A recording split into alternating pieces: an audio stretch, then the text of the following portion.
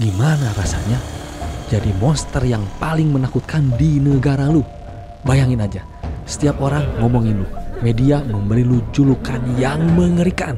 Si pembunuh di garasi parkir, iblis berwujud manusia, wanita paling berbahaya di Swiss. Namanya Caroline. Dia mengaku menghabisi 2 wanita secara acak dengan sadis. Satu di parkiran, satu lagi di taman. Kisahnya begitu mengerikan sampai-sampai dia dikurung selama lebih dari 20 tahun. Tapi ada yang aneh guys. Di balik jeruji besi, setelah puluhan tahun wanita ini justru mengatakan sesuatu yang tak terduga.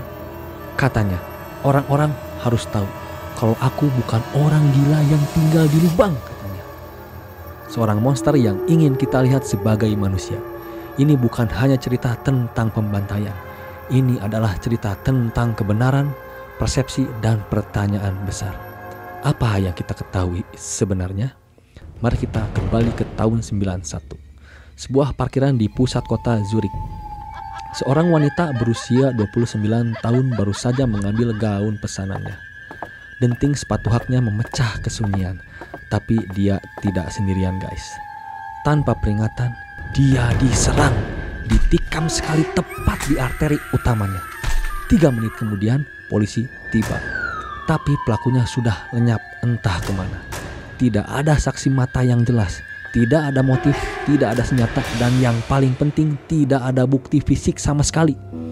Kasus ini mati suri selama bertahun-tahun. 6 tahun kemudian di taman dekat danau yang sama, seorang wanita berusia 61 tahun sedang berjalan santai.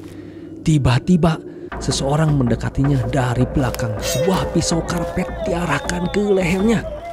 Kejadiannya begitu sadis. Ia membekap lehernya dari belakang, menempelkan cutter ke tenggorokan, lalu menggorok sepanjang 16 cm.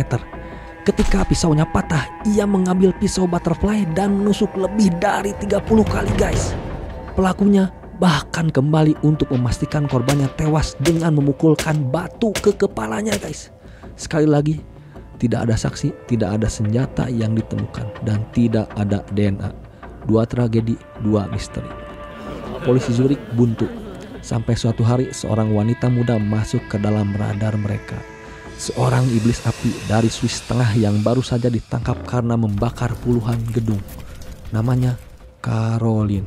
Sebelum menjadi pembunuh, Caroline dikenal sebagai iblis api. Dia adalah seorang penyendiri yang kesepian, yang punya hasrat aneh untuk membakar hal-hal. Mulai dari buku telepon di bilik, toilet umum, sampai akhirnya di sebuah gedung besar yang menyebabkan kerugian jutaan franc Swiss. Dalam persidangannya, dia mengakui semua. Motifnya, aku tidak mau apa-apa selain perhatian, hanya ingin menarik perhatian, kata Caroline.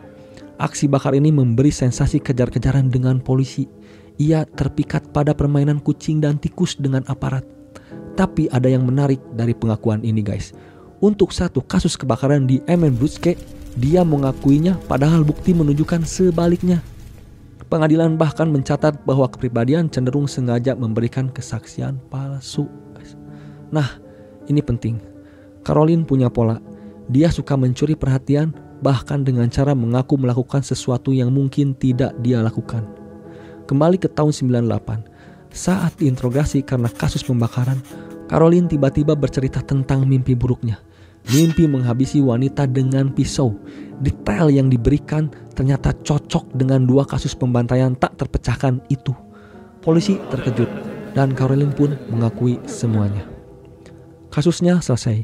Media menjulukinya monster. Caroline dihukum penjara seumur hidup. Tapi cerita tidak berakhir di situ guys. Bertahun-tahun kemudian, seorang jurnalis menerima telepon aneh. Seorang informan misterius yang kita sebut aja Hugen mengklaim punya informasi yang bisa mengguncang segalanya. Hugen bercerita, beberapa hari sebelum tragedi kedua di Taman China Garten, dia bertemu dengan seorang pria yang sangat kasar dan kejam. Seorang tukang yang baru saja putus dengan pacarnya dan sangat murka. Pria itu yang kita sebut aja X mengancam akan membunuh, dan kata-katanya mengerikan. Si X ini ngomong, dia bisa membuktikan kalau dia itu pembunuh. dia akan melakukan kejahatan yang sempurna. Dia akan merusak wajah seseorang dengan pisau karpet sampai tidak dikenal. Hughen ketakutan setengah mati. Beberapa hari kemudian, dia melihat di berita ada pembantaian di Taman China Garden dengan pisau karpet dan korban wajahnya dirusak, guys. Tapi plot twistnya belum selesai. Di tahun 2004 dalam sesi terapi, Caroline secara mengejutkan menarik kembali semua pengakuannya, guys. Dia bilang dia tidak melakukannya, guys. Sekarang Caroline menjalani hari-harinya di penjara wanita yang paling ketat di Swiss. Setelah 10 tahun diisolasi total, sesuatu yang disebut sebagai penyiksaan tidak manusiawi oleh Komisi Anti Penyiksa, dia akhirnya bisa hidup bersama 7 narapidana lain. Dia punya kucing, dia suka musik metal, dia belajar berinteraksi dengan orang lain. Para psikiater mengatakan dia membuat kemajuan yang luar biasa. Tapi satu hal terus menghantui dia. Ketakutan bahwa waktunya habis, ketakutan bahwa dia akan mati di penjara untuk sesuatu yang mungkin tidak dia lakukan. "Aku takut waktu terus berlalu dan meninggalkanku," ucap Caroline. Jadi di mana kebenaran berada? Apakah Caroline adalah seorang pembunuh berantai yang licik, yang berhasil memanipulasi semua orang, atau dia adalah seorang wanita dengan masalah kepribadian yang kompleks, yang mencuri perhatian dengan pengakuan palsu untuk kejahatan yang tidak dia lakukan? Sementara pembunuh aslinya mungkin masih bebas di luar sana. Kasus Parkhouse Murder bukanlah kisah hitam putih tentang monster dan korban. Ini adalah kabut abu-abu yang tebal. Sebuah pengingat bahwa terkadang kebenaran yang paling nyaring justru adalah keheningan. Gimana menurut kalian? Apakah Caroline benar-benar monster yang mereka gambarkan? Atau justru korban dari sistem keadilan yang terburu-buru? Tulis pendapat kalian di kolom komentar. Oke guys, thank you yang udah nonton dari awal sampai akhir. Jangan lupa share ke teman-teman kalian yang gagal ginjal dan gagal sukses biar mereka tetap semangat hidup. Oke, thank you.